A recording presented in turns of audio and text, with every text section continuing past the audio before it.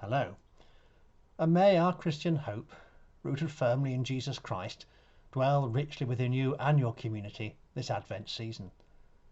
I hope that you share my delight that the reduction in infection during the recent lockdown, combined with promising news from several vaccine trials, means that many of us will be able to return to gathering in our churches and other meeting places for public worship through the Christmas period and into next year.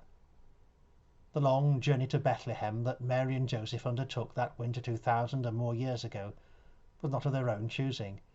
It was required, St. Luke tells us, by government edict. Arriving in a town where Joseph would have hoped to be put up by relatives led to a demoralising search for accommodation. Finally they found their resting place in an outbuilding, at which point Mary went straight into labour. I suspect many of us, at the end of this tough year, empathise with them.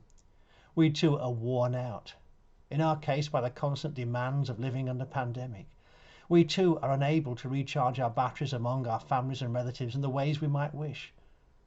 And now we face the challenge of our communities looking to us to help them encounter the comfort and joy of Christmas through the events we can put on.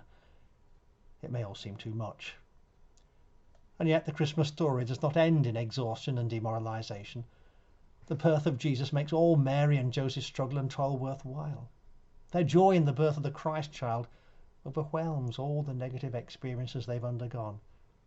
It puts their efforts into a true perspective.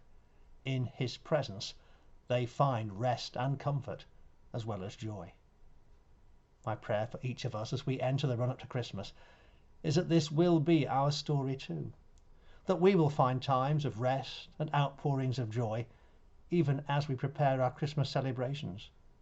Joy and comfort that will, I pray, burst into full bloom at Christmas and then go on to give us the strength for what we can hope will be the final phase of strict social distancing. May God be both your companion on the journey and your destination as together we approach the season of our Saviour's birth. For when it comes, I wish you a happy Christmas.